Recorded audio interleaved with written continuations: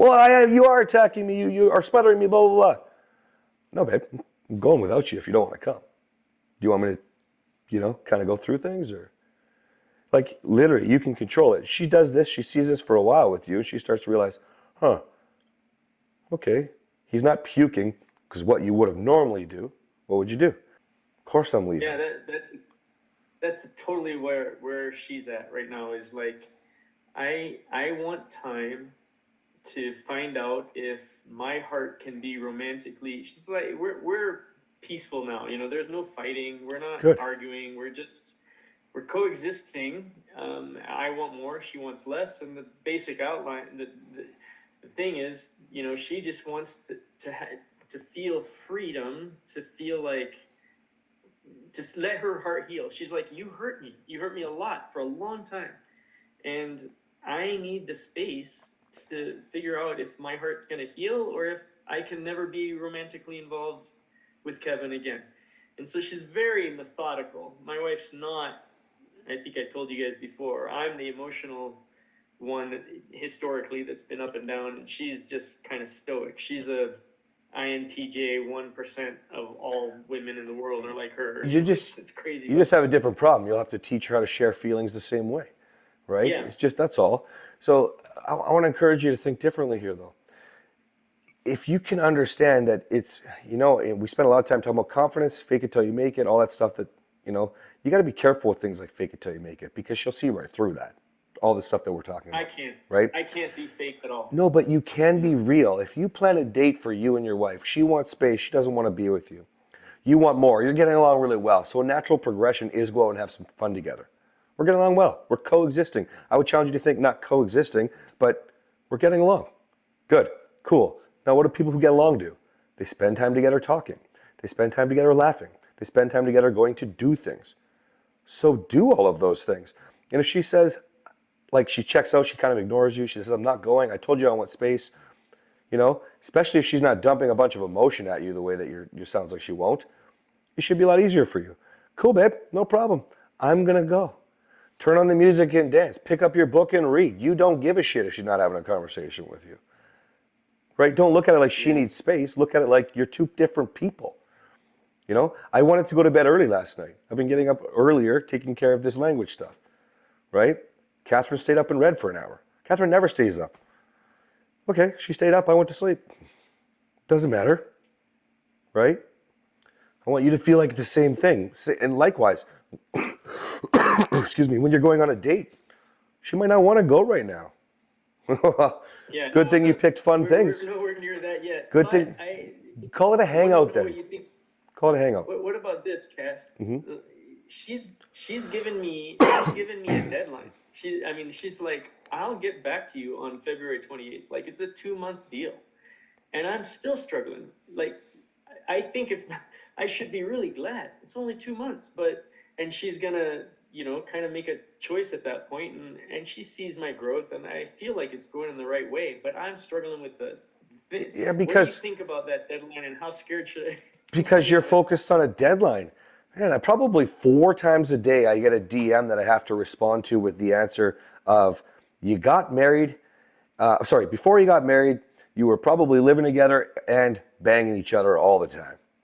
Listen, if it wasn't you because of who you are and your faith, it's pretty much every couple in the world. All right? So No, I can't even claim that. No, I just like to say that because there's always somebody listening who's that guy, right? And that's totally cool. I wish there's a song called Save Yourself by a band named Sensefield. I love that song. It's beautiful. Wish I could have done that. Kathryn does. My gosh, the fights we've had over who did what with whom. And good God. Anyways, I challenge you to remember, none of that mattered before you got married. So why would it matter after? Yes, it's a little different when your kids are all grown up. Absolutely.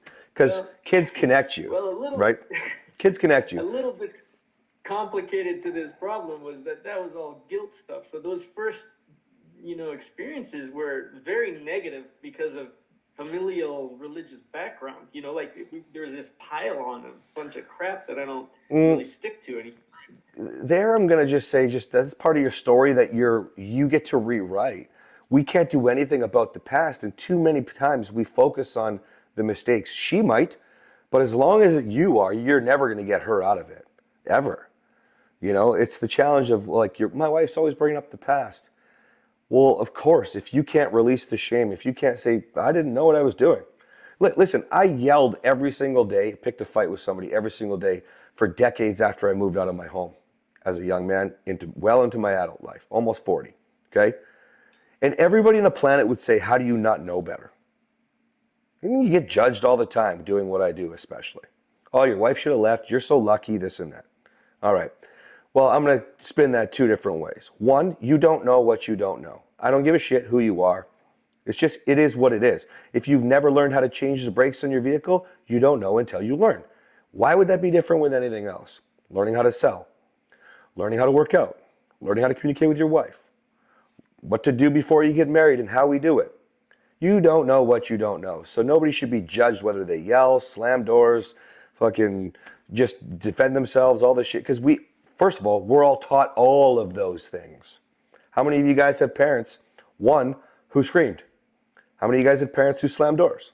How many of you guys had parents who did not do anything but defend themselves? That you saw a lot of it. How many of you guys had parents that did things really, really well, but you never actually saw them loving each other? It's more of that glorified roommate shit. Guys, it doesn't really matter. This is pretty normal, no matter how good you think your parents are. So we're going to leave that part behind, okay? The second part of it is, once you do, you just learn and you use the new skills and you show the new example, because she also didn't see it. I'm going to spin this for you in a very positive way for you. Your wife's not very emotional. She doesn't really figure things out that way. She doesn't know how that works. Well, then her parents probably shut down.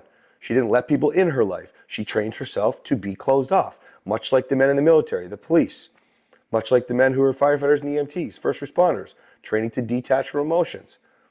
Yet those men are judged. Well, she's not judged. Maybe she is.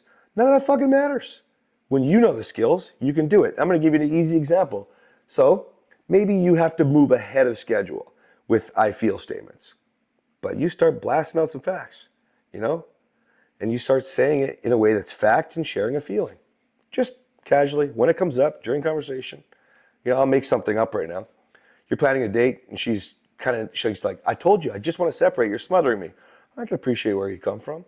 Well, you need to stop, blah, blah, blah, blah. Listen, when you repeat yourself, and I'm not smothering you, I feel attacked. Well, you are attacking me. You are smothering me, blah, blah, blah. No, babe, I'm going without you if you don't want to come. Do you want me to, kind of go through things? Or like literally, you can control it. She does this. She sees this for a while with you. And she starts to realize, okay, he's not puking because what you would have normally do. What would you do? No, it's just because I love you and I want to spend time with you so much. Like this separation thing is so hard. And when you say that, it hurts me so much. I wear my heart on my sleeve. And like, God, baby, I can't even imagine life without you. And please don't leave me. And you puke your feelings. Verbatim. I don't even know, and I know, right?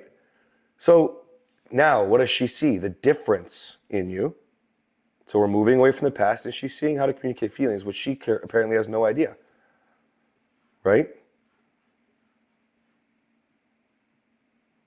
So I encourage you to just think about it more about who do I want to be. It's literally relationship. It's not your wife. The slogan is go get your wife because that's what people feel like they're losing. That's what men feel like they're losing. I'm not ashamed of that. I need them to think that. I needed all of you to think that. It's called marketing. But you should learn right away that this is all about you. Right? And you being the best that you can be, true to who you were, the man, husband, father, leader in life that you were born to be. You filling your own cup, you bringing that energy back into your wife, your children. Like I said, how many conversations have you had with your kids since they left? Like, maybe you did, maybe. Good. Many men wouldn't have even called and said, thank you for coming. It was such a nice time to see you. It was such a wonderful thing. It was great to have you here. Oh, no, it was terrible because, remember, they know what they know. Oh, it was terrible because you and mom, blah, blah, blah, blah. I just want to say it was so awesome to have you around. I felt whole. I felt complete, whatever it was. There, fact, feeling. It was great. It was really great. Yeah. We had real connection. Excuse me. But you see, then your wife sees you talking normal there too. More examples. But you're also building that relationship. You know, there's a number of men with their businesses that are bringing this back. I haven't heard from Dennis, I don't think, about this, but I'm sure you're doing this with your employees. Like, you're bringing it to maybe Greg with the people you're taking out on the fishing boat. I don't know. You start doing this all the time and it becomes who you are. It's not about your wife. She'll be lucky to have you. Now, don't think that way and like be an asshole about it, but why do you think there's so many men whose wives are having a more difficult time, let's say, quote unquote, following the new example? Why do you think there's so many men that start to look down on their partner? This is not the same as when you were in the relationship and your wife is looking down on you, because you see, your wife is not doing a program like you. You can't say you know everything if you haven't been learning. Like, look at how much work you guys put into this course. You might even get a wife like Pete's wife who I already know everything. Really? Because what I've heard from Pete in the last 6 months, she avoided like the first 3 modules of Kathryn's course, saying she knows everything. I don't even think she was in long enough to see all 3 modules anyway, but you know. So you'll start to feel a lot differently, but you'll have to understand that it's about you. When you do, your wife might be the sweetest person on the planet. But if she wants to sit in the past, no man that I work is going to be happy in the past. No, man, he's got a bright future.